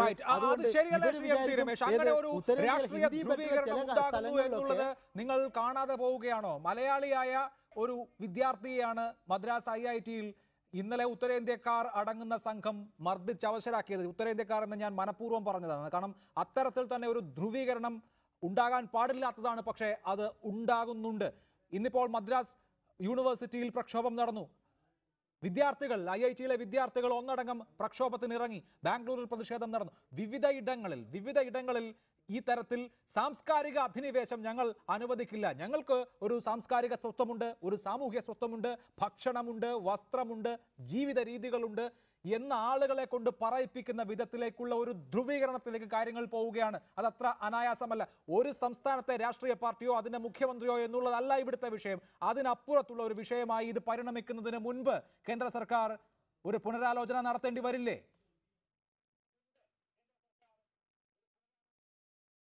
എന്തിനാണ് രാഷ്ട്രീയ പ്രശ്നമായിട്ട് വരട്ടെ അഭിലാഷേ? രാഷ്ട്രീയ പ്രശ്നത്തിന്റെ പേരിൽ ഇവർ പറയുന്ന കാര്യങ്ങൾക്ക് എന്തെങ്കിലും ജെനുവിനിറ്റി ഉണ്ടോ എന്ന് ഒന്ന് രാഷ്ട്രീയമായി അതിന് യാതൊരു നിലനിൽപ്പുണ്ടോ, നിയമപരമായി നിലനിൽപ്പുണ്ടോ എന്ന് പരിശോധിക്കപ്പെടട്ടെ. ഞങ്ങളതിനെ സ്വാഗതം ചെയ്തു, ഞങ്ങളതിനെ എതിർക്കുന്നില്ലല്ലോ. ഇതിനെതിരായിട്ട് പ്രതിഷേധിക്കേണ്ട ഞങ്ങൾ പറഞ്ഞിട്ടില്ലല്ലോ. ഞങ്ങൾ ആകെ പറഞ്ഞത് ഇരട്ടത്താപ്പിനെ കുറിച്ചാണ്. ഡൽഹിയിൽ നടത്തിക്കൂടെ എന്ന് ചോദിക്കാൻ കാരണം എന്തുകൊണ്ട് ഇത്തരം പ്രതിഷേധങ്ങൾ തലസ്ഥാന നഗരിയിലേക്ക് കൊണ്ടുവരാൻ ഞങ്ങൾ CPM-നെ അല്ല ഉദ്ദേശിച്ചത്, കോൺഗ്രസിനാണ് ഉദ്ദേശിച്ചത്. എന്തുകൊണ്ട് കോൺഗ്രസ് തയ്യാറാകുന്നില്ല? കാരണം രാജ്യത്ത് ഗോവധ നിരോധനം നടപ്പിലാക്കിയതിന്റെ ക്രെഡിറ്റ് BJP കൊണ്ടുപോകരുത്, ഞങ്ങൾക്കാണ് ആ ക്രെഡിറ്റ് എന്ന് വിളിച്ചു പറഞ്ഞ ദിഗ്വിജയ് സിംഗ് ജനറൽ സെക്രട്ടറി പാർട്ടിയാണ് കോൺഗ്രസ്. അവർക്കത് പറയാൻ കഴിയില്ല. അവരാണ് ഗോവധ നിരോധനം ഏർപ്പെടുത്തിയിട്ടുള്ളത്, അവരാണ് ഈ വിഷയങ്ങളൊക്കെ കൊണ്ടുവന്നിട്ടുള്ളത്. അതുകൊണ്ട് ആ ഇരട്ടത്താപ്പ് കേരളത്തിൽ മാത്രം എന്തിന് എന്ന ചോദ്യമാണ് ഞങ്ങൾ. ശരിയാണ്, ഡൽഹിയിൽ പറ്റില്ലായിരിക്കും, അല്ലെങ്കിൽ ഏതെങ്കിലും ഉത്തരേന്ത്യൻ നഗരത്തിൽ പറ്റില്ലായിരിക്കും. എന്തുകൊണ്ടാണ്? അവിടെ പറ്റില്ലായിരിക്കും, അവിടുത്തെ രാഷ്ട്രീയം അതാണ്. പക്ഷേ മറിച്ചുള്ള രാഷ്ട്രീയമുള്ളത് കേരളത്തിൽ മാത്രമല്ലല്ലോ, അത് തമിഴ്നാട്ടിലും കർണാടകയിലും ആന്ധ്രാപ്രദേശിലും പശ്ചിമ ബംഗാളിലും നോർത്ത് ഈസ്റ്റിലും ആകെ ഉണ്ട്. അപ്പൊ എന്തിനാണ് രാജ്യത്തെ രണ്ടായി വിഭജിക്കുന്നത്? അങ്ങനെ ഉത്തരേന്ത്യൻ രാഷ്ട്രീയത്തിന്റെ അജണ്ടകൾ അടിച്ചേൽപ്പിക്കാനുള്ളവരാണോ ദക്ഷിണേന്ത്യക്കാർ? അതിന് കീഴ്വഴങ്ങി ജീവിക്കേണ്ടവരാണോ? ഇവിടുത്തെ സാംസ്കാരിക സ്വത്വം മുഴുവൻ കളഞ്ഞു കുളിച്ച് അതിന് അടിമപ്പെട്ടവരായി കഴിയണോ? ആ ചോദ്യമാണ് ഉയരുന്നത്. എന്ത് സാംസ്കാരിക സ്വത്വത്തെ കുറിച്ച് അഭിലാഷ് പറയുന്നത് എനിക്ക് മനസ്സിലാകുന്നില്ല. എന്ത് സാംസ്കാരിക സ്വത്വം? ഇതാണോ കേരളത്തിന്റെ സാംസ്കാരിക സ്വത്വം? രണ്ടാമത്തെ കാര്യം, നിങ്ങൾ ഈ സാംസ്കാരിക സ്വത്വം ഇതാണ് എങ്കിൽ ഇതെവിടെയാ തകർക്കപ്പെട്ടിട്ടുള്ളത്? നേരത്തെ PM മനോജ് പറഞ്ഞ പല സംസ്ഥാനങ്ങളിലേക്കും ഞങ്ങൾക്ക് പോകാൻ കഴിയും. പോകാൻ കഴിയാത്ത പാർട്ടി CPM ആണ്. പോകാതിരിക്കുകയോ ചെയ്യട്ടെ ശ്രീ MD രമേശ്. ഞാൻ ഈ പറയുന്ന ഇടങ്ങളിലൊക്കെ ഉള്ള ആളുകൾ ബീഫ് കഴിക്കുന്ന ആളുകളാണ്. ഒരു വലിയ വിഭാഗം ആളുകൾ ബീഫ് കഴിക്കുന്ന ആളുകളാണ്. അവർക്ക് ഈ ഓരോ സംസ്ഥാനങ്ങൾക്കും അവരവരുടെ ഭാഷയുണ്ട്. കേരളത്തിന് മലയാളമുണ്ട്, തമിഴ്നാട്ടിന് തമിഴുണ്ട്, കർണാടകക്കാരന് കന്നഡയുണ്ട്. ഭാഷയുണ്ട്, വേഷമുണ്ട്, ഭക്ഷണമുണ്ട്. ഇതിനെയൊക്കെ ബാധിക്കുന്ന തരത്തിലുള്ള നിയമനിർമ്മാണങ്ങൾ ഉണ്ടായാൽ സ്വാഭാവികമായും ആത്മാഭിമാനം മുറിപ്പെടും, സ്വത്വബോധം ഉണരും. ബീഫ് കഴിക്കുക എന്നുള്ളതാണ് സ്വത്ത് ചിഹ്നം എന്നല്ല ഞാൻ പറയുന്നത്. മറിച്ച് ഭക്ഷണശീലത്തിൽ, വസ്ത്രത്തിൽ, ഭാഷയിലൊക്കെ ഇടപെടാൻ തുടങ്ങിയാൽ, ഇങ്ങോട്ടേക്ക് എന്തെങ്കിലുമൊക്കെ ഇറക്കുമതി ചെയ്താൽ സ്വാഭാവികമാണ് പ്രതിഷേധം ഉണ്ടാവുക.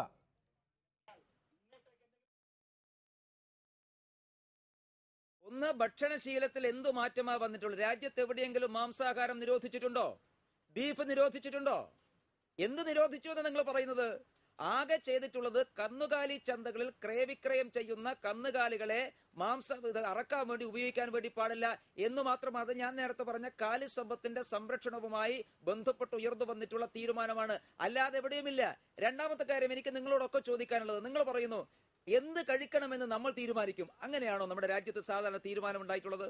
അങ്ങനെ ആവണം എന്നുള്ള അഭിപ്രായമുള്ളവരുണ്ടാകാം. പക്ഷെ അതാത് സന്ദർഭത്തിൽ ഇവിടെ 960-കൾക്ക് മുമ്പേ എല്ലാ മൃഗങ്ങളെയും കഴിക്കാമായിരുന്നു. എന്തുകൊണ്ടാ ചില മൃഗങ്ങൾ, ഇപ്പൊ 5 മൃഗങ്ങളൊഴികെ മറ്റു മൃഗങ്ങളെയൊന്നും നമുക്ക് കൊന്നു തിന്നാൻ സാധിക്കില്ല? എന്തുകൊണ്ടാ പല മൃഗങ്ങളെ ഒഴിവാക്കിയത്? അഭിലാഷിന്റെ മുയലിനെ കൊല്ലാൻ നിയമപരമായ അധികാരമുണ്ടോ? മാനിനെ കൊല്ലാൻ നിയമപരമായ അധികാരമുണ്ടോ? ഇതൊക്കെ ഒരു കാലത്തുണ്ടായിരുന്നു, ഒരു വിരോധം ഉണ്ടായിരുന്നില്ല. ഓരോ സന്ദർഭത്തിലും ഉണ്ടാകുന്ന നിയമങ്ങളാണ്. ഇതാരും ഒരു ഗവൺമെന്റിനെയും കുറ്റപ്പെടുത്തിയിട്ടില്ല.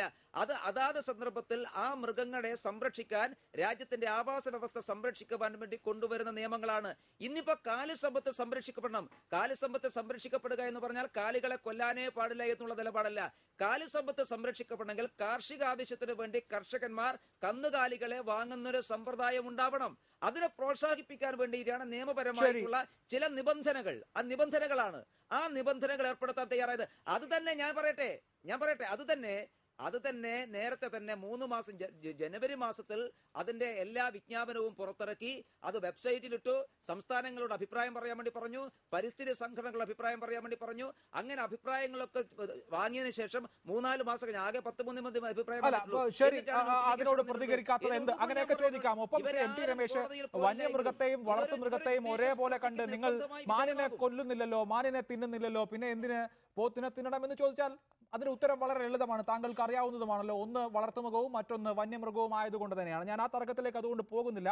ശ്രീ NP ചെക്കുട്ടി, ഇന്നിപ്പോ കേരള ഹൈക്കോടതിയിൽ വ്യക്തമാക്കപ്പെട്ടിട്ടുള്ള ഒരു കാര്യം, കാലിച്ചന്തയിൽ മാംസാവശ്യത്തിനായി കാലികളെ വിൽക്കുന്നത് മാത്രമേ നിരോധിച്ചിട്ടുള്ളൂ എന്നുള്ളതാണ്. അതായത് കർഷകന് നേരിട്ട് കാലികളെ അറവിനായി അറവുശാലയ്ക്ക് കൊടുക്കുകയോ മറ്റു തരത്തിൽ അറവുശാലയ്ക്ക് കൊടുക്കുകയോ ചെയ്യാം എന്നുള്ളത് കൊണ്ട് തന്നെ കർഷകനെ സംബന്ധിച്ച് അവൻ്റെ മാടിനെ വിൽക്കുക എന്നുള്ളത് ഒരു സാധ്യതയായി ഇപ്പോഴും അവശേഷിക്കുന്നുണ്ട്. കാലിച്ചന്തയിലൂടെ ഉള്ള വ്യാപാരം മാത്രമേ അവസാനിപ്പിച്ചിട്ടുള്ളൂ, അല്ലെങ്കിൽ നിയമം മൂലം നിയന്ത്രിച്ചിട്ടുള്ളൂ എന്ന് വ്യക്തമാക്കപ്പെടുന്നത് ഈ പ്രശ്നത്തെ കുറേയൊന്ന് ലഘൂകരിക്കുന്നുണ്ടോ? ഭക്ഷണത്തിൽ കഴിക്കുന്ന പ്ലേറ്റിൽ കൈയിടാൻ വേണ്ടിയിട്ടല്ല ഈ നീക്കം എന്ന് വിശദീകരിക്കപ്പെടുന്നുണ്ടോ? അതുകൊണ്ട്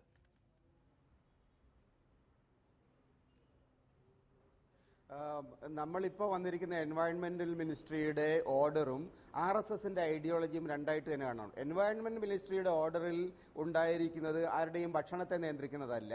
ആ ഓർഡർ ഈ കാർഷിക ആവശ്യങ്ങൾക്ക് വേണ്ടി എന്ന പേരിൽ കാലികളെ കൈകാര്യം ചെയ്യുന്നതിലുണ്ടായിരിക്കുന്ന നിയന്ത്രണങ്ങളാണ്. പക്ഷേ ആ നിയന്ത്രണങ്ങൾ തന്നെ കർഷക വിരുദ്ധമാണ് ഞാൻ പറയുന്നത്. എന്തുകൊണ്ടെന്ന് വെച്ചാൽ നമ്മുടെ കർഷകനെ സംബന്ധിച്ചിടത്തോളം കാലികളെ അവർ വാങ്ങണം, ഉരുക്കൾ അവർ വാങ്ങാൻ ഒരു ബാധ്യസ്ഥരാണ്. അവർക്ക് ഉഴുവണമെങ്കിൽ, അവർക്ക് നിലം തയ്യാറാക്കണമെങ്കിൽ അവർക്ക് ഉരുക്കൾ വേണം. ഉരുക്കൾ ശക്തിയുള്ള ചെറിയ പ്രായത്തിലുള്ള ഉരുക്കൾ വേണം. അപ്പം പഴയ പ്രായം കൂടിയ ഉരുക്കളെ വിറ്റേ അവർക്കത് കഴിയുള്ളൂ. അങ്ങനെ വിൽക്കുന്ന ആളുകൾ എന്തിനാണ് ഇത് പിന്നെ വീട്ടിൽ കൊണ്ടുവന്ന് പോറ്റാൻ വേണ്ടിയിട്ട് ആരും ഇത് വാങ്ങില്ല. അത് വാങ്ങുന്നുണ്ട് ഇറച്ചി ആവശ്യത്തിന് വേണ്ടി തന്നെയാണ്. അതുകൊണ്ടാണ് ഈ MT രമേശിന്റെ പാർട്ടിക്ക് ഇന്ന് കേന്ദ്ര സർക്കാരിന് തന്നെ ഇക്കാര്യത്തിൽ പുനഃപരിശോധന വേണ്ടി വരുന്നത്. കാരണം അസംബന്ധമായിട്ടുള്ള ഒരു ഉത്തരവാണ് അവർ ഇറക്കിയിരിക്കുന്നത്. ആ ഉത്തരവ് രാജ്യത്ത് നിലനിൽക്കുന്നതല്ല, അത് രാജ്യത്തുള്ള സാധാരണ കർഷകരെ നട്ടലൊടിക്കും. അതുകൊണ്ട് ഇവർക്ക് അത് നടപ്പിലാക്കാൻ കഴിയില്ല. പക്ഷേ RSSന്റെ ഐഡിയോളജി വേറെയാണ്. RSSന്റെ ഐഡിയോളജി എന്ന് പറയുന്നത് ഇന്ത്യയുടെ സങ്കീർണതകളെ, ഇന്ത്യയുടെ വൈവിധ്യങ്ങളെ, ഇന്ത്യയുടെ വ്യത്യസ്തമായ സാംസ്കാരിക ധാരകളെ അംഗീകരിക്കാൻ ഒരു കാലത്തും RSS തയ്യാറായിട്ടില്ല. ആ RSSന്റെ സമീപനമാണ് പലപ്പോഴും ഇത്തരം അബദ്ധങ്ങളിലേക്ക് ഈ സർക്കാരിനെ ചെന്നെത്തിക്കുന്നത്. ആ അബദ്ധങ്ങൾ ഒരു പക്ഷേ ഏറ്റവും വേഗത്തിൽ അവർ തിരുത്തും എന്നാണ് ഞാൻ പ്രതീക്ഷിക്കുന്നത്. അതല്ലെങ്കിൽ അവർക്ക് കഴിഞ്ഞ തവണ 33% വോട്ട് കിട്ടിയുള്ളൂ. ഇത്തവണ 33 താഴോട്ട് പോകും. അടുത്ത 2019 തെരഞ്ഞെടുപ്പ് വരുന്ന സമയത്ത് അവർ പറഞ്ഞത് ഞങ്ങൾ രാജ്യത്തെ ജനങ്ങൾ നേരിടുന്നു. പക്ഷേ അവർക്ക് നേരിടണമെങ്കിൽ ഇത്തരത്തിലുള്ള നിലപാടുകളുമായിട്ട് കൊണ്ട്, ജനങ്ങളെ കഷ്ടത്തിലാക്കുന്ന നിലപാടുകളുമായിട്ട് കൊണ്ട് അവർക്ക് ജയിക്കാൻ കഴിയില്ല. ഇതാണ് പ്രശ്നം. RSSന്റെ ഐഡിയോളജിയുടെ അടിസ്ഥാനത്തിൽ രാജ്യം ഭരിക്കാൻ പോയ രാജ്യം കുട്ടിച്ചോറാകും. ഇക്കാര്യത്തിൽ ശ്രീ PM മനോജ്, RSSന്റെ പ്രത്യയശാസ്ത്രം വനം പരിസ്ഥിതി മന്ത്രാലയത്തിന്റെ ഈ ഉത്തരവിനെ എങ്ങനെയെങ്കിലും തരത്തിൽ സ്വാധീനിച്ചിട്ടുണ്ടോ? കോടതി പറയുന്നു ഈ വിജ്ഞാപനം വായിച്ചു നോക്കിയതിന് ശേഷം ആഹാരം കഴിക്കരുത്, മാംസാഹാരം കഴിക്കരുത്, ബീഫ് കഴിക്കരുത് എന്ന് ഈ ഉത്തരവ് കൊണ്ട് എങ്ങനെ പറയാൻ പറ്റും? ഇതൊന്നും വായിച്ചു പോലും നോക്കാതെ എന്തിനാണ് ഇങ്ങനെ കള്ളം പ്രചരിപ്പിക്കുന്നത് എന്ന് കോടതി ചോദിക്കുന്നു. സർക്കാരും വിശദീകരിക്കുന്നു, കാലിച്ചന്തകളിൽ കാലികളെ വിൽക്കുന്ന കാര്യത്തിൽ മാത്രമേ നിയന്ത്രണമുള്ളൂ, ആ കാര്യത്തിന് വേണ്ടി മാത്രമാണ് ചട്ടങ്ങൾ രൂപീകരിച്ചിട്ടുള്ളത് എന്ന്. അപ്പോൾ ഈ പറയുന്ന ഭക്ഷണത്തിനു വേണ്ടി മാടുകളെ കൈമാറുന്ന കാര്യത്തിലുള്ള ആശങ്ക അവസാനിച്ചോ? ബാക്കിയുള്ളത് രാഷ്ട്രീയം മാത്രമാണോ?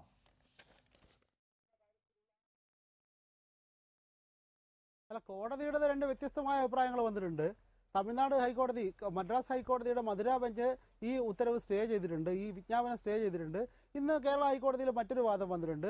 അതുപോലെ തന്നെ ഒരു ഗോശാലയിൽ കുറേ പശുക്കൾ ചത്തതും മരിച്ചതുമായി ബന്ധപ്പെട്ട് മറ്റൊരു കോടതിയിൽ വേറൊരു വിധി വന്നിട്ടുണ്ട്. അതുകൊണ്ട് കോടതി വിധി അന്തിമമായിട്ട് എന്താണ് എന്ന് പറയുന്നതിലൊന്നും ഇപ്പോൾ സാങ്കത്യമില്ല. മറിച്ച് ഇവിടെ RSSന്റെ രാഷ്ട്രീയമുണ്ടോ എന്നതാണ് പ്രശ്നം.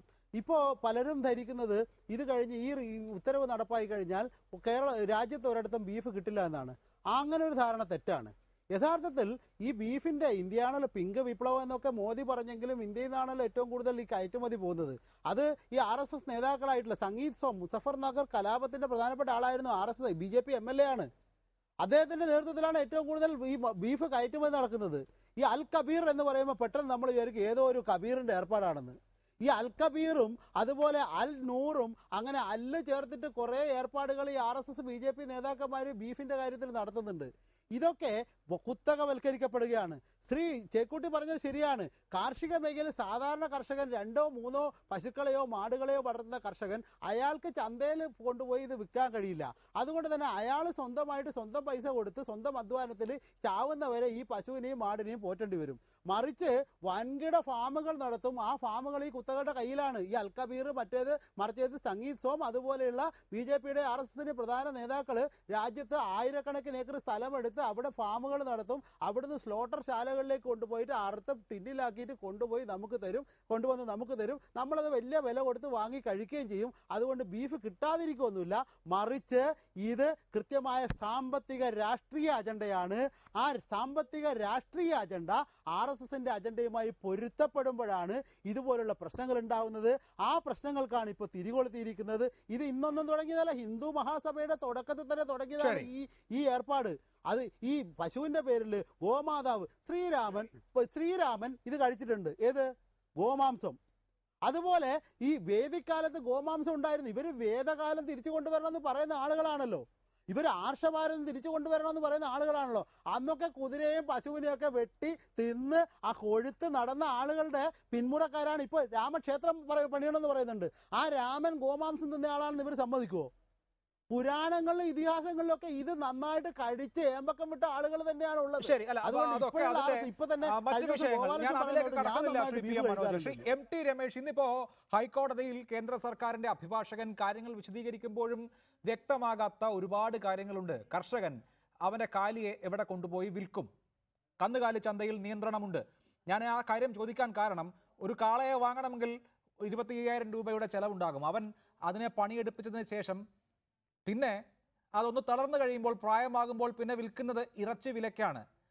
അങ്ങനെ അവന് ഇറച്ചി വിലയ്ക്ക് വിൽക്കാൻ പറ്റിയില്ലെങ്കിൽ വരുന്ന 10 കൊല്ലമോ 15 കൊല്ലമോ കൂടി ആ കാലിയെ പോറ്റണം.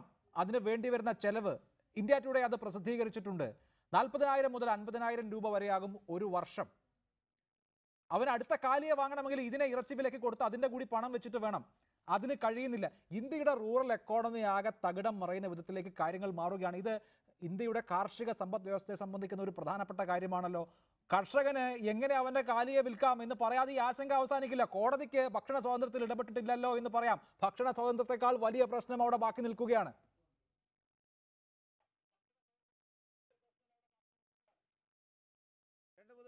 ഞാൻ വളരെ പെട്ടെന്ന് പറഞ്ഞു തീർക്കാം അഭിലാഷ്, അതിലൂടെ ഇടപെടരുത്. ഒന്ന്, പി എം മനോജ് ഇവിടെ ഗോമാതാവിനെ കുറിച്ചൊക്കെ വല്ല പറഞ്ഞു. അത് പി എം മനോജിന് പറഞ്ഞോട്ടെ. കാരണം ഈ ഉത്തരേന്ത്യയിലെ ഒരു കേരളം വിട്ടുകഴിഞ്ഞാൽ നമ്മുടെ രാജ്യത്തിലെ മഹാഭൂരിപക്ഷം വരുന്ന ജനതയുടെ ഒരു വൈകാരികമായിട്ടുള്ള അംശമാണ് ഗോമാതാവ് എന്നുള്ള സങ്കല്പം. ആ സങ്കല്പം ഉള്ളത് കൊണ്ടാണ് രാഷ്ട്രീയ പാർട്ടികൾ അതിനെ വൈകാരികമായി അഡ്രസ് ചെയ്യുന്നത്. അതുകൊണ്ടാണ് BJP വിരുദ്ധത പറയുമ്പോഴും കോൺഗ്രസ് ഉൾപ്പെടെയുള്ള പാർട്ടികൾ, അല്ലെങ്കിൽ സമാജ്വാദി പാർട്ടി പോലുള്ള ആളുകൾ, ഈവൻ ലല്ലു പ്രസാദേവിന്റെ പാർട്ടികൾ, നിതീഷ് കുമാറിന്റെ പാർട്ടി, ഇതൊന്നും തന്നെ ആ വിഷയത്തിൽ കൈവെക്കാത്തത് അത് മഹാഭൂരിപക്ഷം വരുന്ന ഒരു ജനതയുടെ വൈകാരികമാണ്. പി എം മനോജിന് ഈ തിരുവനന്തപുരത്ത് ഇരുന്ന് പറയാൻ സാധിക്കുന്നത് പി എം മനോജിന്റെ പാർട്ടിക്ക് അവിടെയൊന്നും പോകേണ്ട ആവശ്യമില്ല, അവരൊന്നും വിഷയങ്ങൾ അഡ്രസ് ചെയ്യണില്ല. പി എം മനോജിന്റെ പാർട്ടി അവിടെയൊന്നുമില്ല, അതുകൊണ്ട് അവർക്കത് പറയേണ്ട കാര്യമില്ല. ഗോവധം നടപ്പിലാക്കണമെന്നുള്ളത് ഞങ്ങൾ മാത്രമല്ല, രാജ്യത്തിലെ സ്വാതന്ത്ര്യ സമര കാലഘട്ടത്തിലെ എല്ലാവരും പറഞ്ഞിട്ടുള്ള കാര്യമാണ്. അത് സംസ്ഥാന ഗവൺമെന്റുകളാണ് നടപ്പിലാക്കുന്നത്, കേന്ദ്ര ഗവൺമെന്റിന്റെ ഒരു അജണ്ടയുടെ ഭാഗമായിട്ട് വരുന്ന വിഷയമല്ല. ഒന്ന്. രണ്ടാമത്തെ കാര്യത്തിൽ കർഷകന്മാരുടെ പ്രശ്നം വന്നു. കർഷകന്മാർക്ക് കാർഷിക ആവശ്യത്തിന് വേണ്ടി ഉപയോഗിക്കുന്ന നാൽക്കാലികളെ സ്ലോട്ടർ ഹൗസുകൾക്ക് അവർക്ക് നേരിട്ട് കൈമാറാം, അതിന് തടസ്സമില്ല. നിങ്ങളിപ്പോൾ പറയുന്നല്ലോ കന്നുകാലി ചന്തകൾ കൈമാറ്റം ചെയ്യപ്പെടാൻ അവസരമില്ലാതിനാൽ ഈ കർഷകന്മാരുടെ നാൽക്കാലികളെ എങ്ങനെ കൊടുക്കും? അത് വലിയ കുത്തകകൾക്കുള്ള അവസരമാണ്. സത്യത്തിൽ നിങ്ങൾ പരിശോധിച്ചു നോക്കുക അഭിലാഷേ, ഇന്ന് ചന്തകളിൽ കൊണ്ടുവരുന്ന നാൽക്കാലികൾ ആര് കൊണ്ടുവരുന്നതാ? പാവപ്പെട്ട കർഷകൻ കൊണ്ടുവരുന്ന നാൽക്കാലികളല്ല. 6-7 ലോറികൾ കുത്തി നിറച്ച് ഇവിടുത്തെ കന്നുകാലി ചന്തകളിലേക്ക് കൊണ്ടുവരുന്നത് വലിയ വലിയ മുതലാളിമാരായിട്ടുള്ള ആളുകളാണ്. അവർ നേരിട്ട് സ്ലോട്ടർ ഹൗസുകൾക്ക് ഇത് കൈമാറാനുള്ള ഇടത്താവളമായിട്ട് നമ്മുടെ കാലിച്ചന്തകൾ മാറുകയാണ്. അല്ലാതെ ഒരു സാധാരണ കർഷകൻ എങ്ങനെയാ ലോറിയിൽ ടൺ കണക്കിന് കന്നുകാലികളെ കൊണ്ടുവരാൻ സാധിക്കുന്നത്?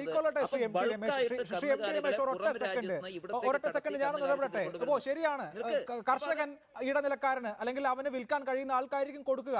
അവിടെ കാലിച്ചന്തയിൽ കൊണ്ടുപോയി ഇതിനെ സ്ലോട്ടർ ഹൗസിന് വിൽക്കാം എന്ന സാധ്യത ഉള്ളത് കൊണ്ടാണല്ലോ ഇവിടെ ഒരു ഇടനിലക്കാരൻ വരുന്നത്.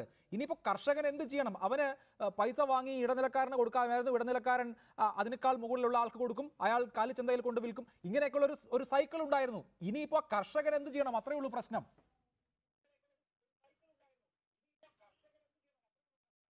കർഷകന്മാർക്ക് സ്ലോട്ടർ ഹൗസുകൾക്ക് നേരിട്ട് വിതരണം ചെയ്യാവുന്നേ ഉള്ളൂ, അല്ലെങ്കിൽ കാലിച്ചന്തക്ക് വെളിയിൽ തന്നെ അവർക്ക് വിതരണം ചെയ്യാവുന്നേ ഉള്ളൂ.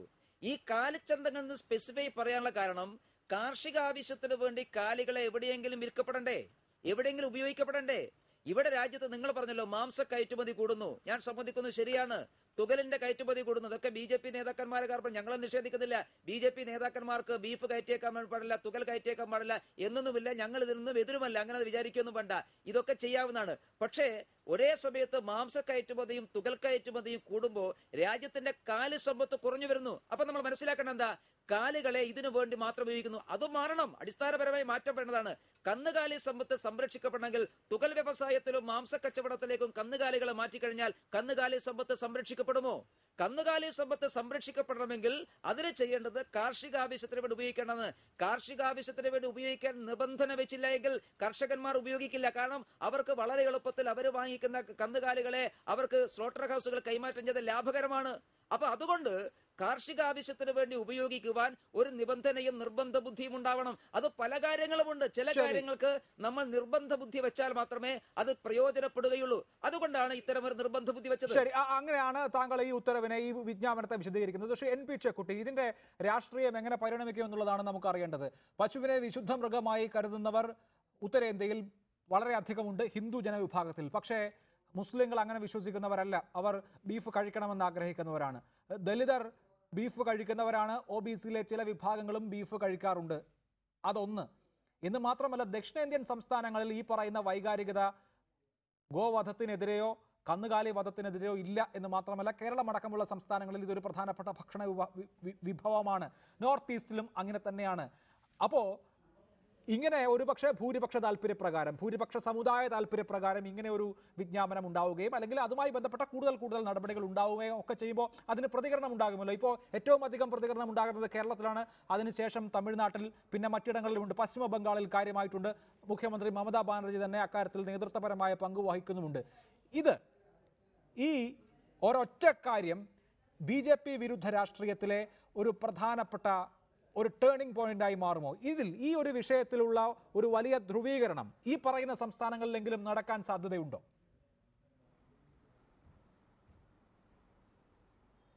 തീർച്ചയായും വളരെയേറെ എനിക്ക് തോന്നുന്നത് BJPക്കാരുടെ രാഷ്ട്രീയമായ ബുദ്ധിശൂന്യതയാണ് ഇത് കാണിക്കുന്നത്. നേരത്തെ പറഞ്ഞു, കർഷകനെ സംബന്ധിച്ചിടത്തോളം കാർഷികനെ നിർബന്ധിച്ചാൽ മാത്രമേ കർഷകൻ ഉരുക്കളെ വാങ്ങൂന്ന്. എന്താ ഈ പറയുന്നത്? ഇതുവരെ കർഷകൻ സ്വന്തം താല്പര്യത്തിന് വേണ്ടി തന്നെയാണ് ഈ കന്നുകാലികളെ വളർത്തിയതും പോറ്റിയതും. എത്രയോ വർഷം, 10,000 വർഷങ്ങളായിട്ട് ഈ രാജ്യത്ത് പശുക്കൾ ഉണ്ടായത് എങ്ങനെയാണ്? പശുക്കളെ പോറ്റി എങ്ങനെ? ഏതെങ്കിലും രാഷ്ട്രീയ പാർട്ടിക്കാർ വന്നിട്ട് അവർക്ക് പശുവിന് തിന്നാൻ കൊടുക്കേണ്ടായത്? അല്ലെങ്കിൽ ഏത് സംഘപരിവാരക്കാരൻ വന്നിട്ടാണ് രാജ്യത്തെ കാലികളെ പോറ്റിയത് ഇത്രയും കാലം? ഇതെല്ലാം കർഷകനാണ്. സ്വന്തം വീട്ടിൽ മുറ്റത്ത് കന്നുകാലി തൊഴുത്ത് വെച്ചിട്ടാണ് അവർ ഇത്രയും കാലമായിട്ട് ഈ കാലികളെ പോറ്റിയത്. പക്ഷേ അതിൻ്റെ യൂട്ടിലിറ്റി കഴിഞ്ഞാൽ അതിനെ വിറ്റ് പുതിയതിനെ വാങ്ങുക എന്നുള്ളത് കർഷകന്റെ ആവശ്യമാണ്. അല്ലെങ്കിൽ കർഷകൻ ആത്മഹത്യ ചെയ്യേണ്ടി വരും.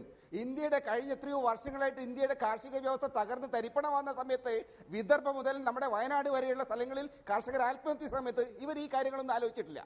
അപ്പോൾ അത്തരം സാഹചര്യങ്ങൾ വരുമ്പോൾ ഈ സാഹചര്യം കേരളത്തിലോ തമിഴ്നാട്ടിലോ ബംഗാളിലോ മാത്രമല്ല, മറ്റ് ഇന്ത്യയുടെ എൻറ്റയർ ഇന്ത്യൻ കൗബെൽറ്റിലും ഉണ്ടാവും. കാരണം കർഷകന്റെ ജീവിതത്തെ തകർക്കുന്ന നിയമങ്ങൾ വന്നു കഴിഞ്ഞാൽ, അവരുടെ സാമ്പത്തിക പ്രവർത്തനങ്ങളെ തകർക്കുന്ന നിയമങ്ങൾ വന്നു കഴിഞ്ഞാൽ കർഷകന് സ്വാഭാവികമായിട്ടും രാഷ്ട്രീയമായിട്ടും ഇവരെ നേരിടേണ്ടതായിട്ട് വരും. അപ്പോൾ അതുകൊണ്ടാണ് ഞാൻ പറഞ്ഞത്, RSSന്റെ ഐഡിയോളജി ഭരണരംഗത്തേക്ക് കടന്നു വരുന്ന സമയത്ത് അത് ഭരണത്തെ തെറ്റായ മാർഗങ്ങളിലൂടെ നയിക്കും. കാരണം RSSന് രാഷ്ട്രീയമായിട്ടുള്ള നിലപാടുകൾ അറിയില്ല, അവർക്ക് ഭരണത്തിന്റെ സങ്കീർണതകൾ അറിയില്ല. അതാണ് ഇവരെ ആപത്തിലേക്ക്. അതുകൊണ്ട് തന്നെ ഇവർക്കെതിരായിട്ടുള്ള ശക്തമായ ജനവികാരം മാറ്റമാണ് ഇവിടെ ഞാൻ കാണുന്നത്. വളരെ പെട്ടെന്ന് ബഹുമാനപ്പെട്ട ചേക്കൂട്ടി, അങ്ങക്ക് തെറ്റിപ്പോയി. രാജ്യത്തെ കർഷകന്മാർ ഞങ്ങളുടെ കൂടെയാണ് നിൽക്കുന്നത്. കർഷകന്മാരും കശാപ്പുകാരും തമ്മിലാണ് ഇപ്പോഴത്തെ പോരാട്ടം. ഒരു ഭാഗത്ത് കശാപ്പുകാരുടെ കൂടെ ചില രാഷ്ട്രീയക്കാർ അണിനിരക്കും. രാജ്യത്തിലെ കന്നുകാലി കർഷകന്മാർ ഞങ്ങളുടെ കൂടെയാണ് അണിനിരക്കുക. കാരണം അവർക്ക് കാലിച്ചന്തയിൽ കൃഷി ആവശ്യത്തിന് ഉപയോഗിക്കുന്ന നാൽക്കാലികളെ കിട്ടുന്നില്ല. ഇനി അവർക്ക് കിട്ടും. അവർ ഞങ്ങളുടെ കൂടെ നിൽക്കും. എഡിറ്റേഴ്സ് അവർ പൂർണ്ണമാവുന്നു.